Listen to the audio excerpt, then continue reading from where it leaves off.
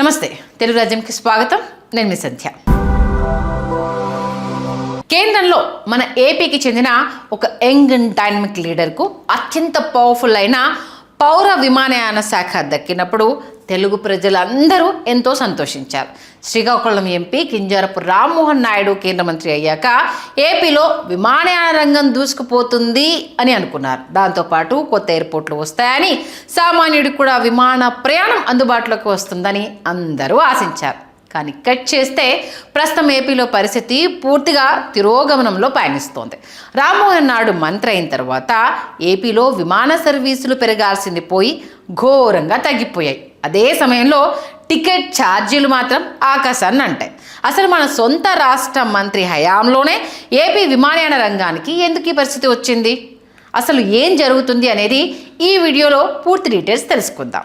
Boss, గడిచిన కొన్ని నెలల గణాంకాలను గమనిస్తే ఏపీలోని ప్రధాన విమానాశ్రయాలైన గన్నవరం, విశాఖపట్నం, తిరుపతి మరియు కడప ఎయిర్పోర్ట్ల నుండి నడిచే విమాన సర్వీసుల సంఖ్య భారీగా పడిపోయింది.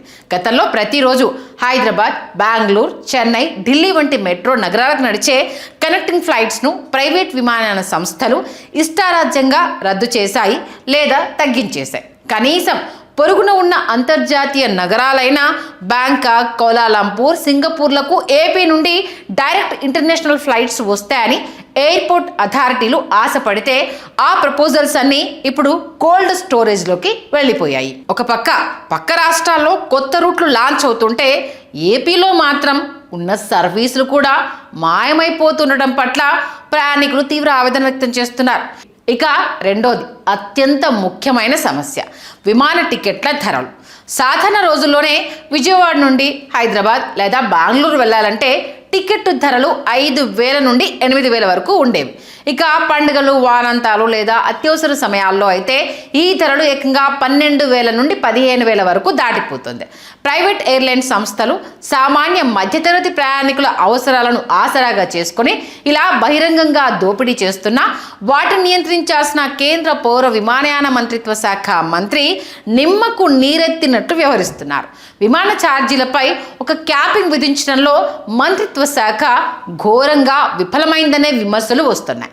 దీనివల్ల అత్యవసర వైద్య సేవలు లేదా ఆఫీసు పనుల కోసం ప్రయాణించే సామాన్యులు విమానాలు ఎక్కాలంటేనే జంకుతున్నారు. ఈ ఘోర వైఫల్యాలపై ఇప్పుడు సోషల్ మీడియాలో కేంద్ర మంత్రి రామ్మోహన్ నాయుడుపై తీవ్ర స్థాయిలో ట్రోలింగ్ జరుగుతోంది. విమానయాన రంగానికి సంబంధించిన మౌలిక సమస్యలను పరిష్కరించడం, ప్రయాణికులకు ఉపశమనం కలిగించేలా చౌక ధరలకే విమాన ప్రయాణాన్ని అందించే ఉడాన్ పథకాన్ని ఏపీలో సమర్థవంతంగా అమలు చేయడం వంటి పనులను పక్కన పెట్టేసి మంత్రి గారు కేవలం పబ్లిసిటీకే పరిమితమయ్యారన్న విమర్శలు ఇప్పుడు ఎక్కువగా వినబడుతున్నాయి. అవే సోషల్ మీడియాలో మండిపడేలా చేస్తున్నాయి. ఇన్స్టాగ్రామ్, ఎక్స్ వేదికలపై రీల్స్ చేయడం, ఫోటోషూట్లు ఇవ్వడంపై ఉన్న శ్రద్ధ క్షేత్రస్థాయిలో సమస్యలను పరిష్కరించడంపై లేదంటూ నెటిజన్లు ఆయనను రీల్స్ మంత్రి అని ఎద్దేవా చేస్తున్నారు. సొంత రాష్ట్రానికి చెందిన యువనేత చేతిలో ఇంతటి పవర్ఫుల్ శాఖ ఉండి కూడా ఏపీ ప్రయోజనాలను కాపాడలేకపోవడం నిజంగా దారుణమని విశ్లేషకులు అభిప్రాయపడుతున్నారు. మరోవైపు గన్నవరం ఎయిర్పోర్ట్ రన్వే విస్తరణ పనులు, తిరుపతిని పూర్తి స్థాయి ఇంటర్నేషనల్ హబ్గా మార్చే ప్రక్రియ కూడా ప్రజెంట్ నత్తనడకన సాగుతుంది. కేంద్ర మంత్రిగా రామ్మోహన్ నాయుడు తక్షణమే ఒక ప్రత్యేక రివ్యూ మీటింగ్ ఏర్పాటు చేసి ఏపీలోని ఎయిర్పోర్ట్లకు ఎయిర్లైన్ సంస్థలు ఫ్లైట్స్ను ఎందుకు తగ్గిస్తున్నాయో నిలదీయాల్సిన అవసరం ఎంతైనా ఉంది. లేకపోతే సొంత రాష్ట్రంలోనే ఆయన గ్రాఫ్ దారుణంగా పడిపోయే ప్రమాదం ఉంది. హలో, తెలుగు రాజ్యం ఛానల్ చూస్తున్నారా? సామాజిక, రాజకీయ, జీవన చిత్రణే తెలుగు రాజ్యం. అతిశయోక్తులు, అసత్యాలు ఉండవు. రాజకీయ కోణం కాదు, ప్రజా కోణమే కొలబద్ద. తెలుగు రాజ్యం వీక్షణ మీ ఉత్తమ అభిరుచికి నిదర్శనం.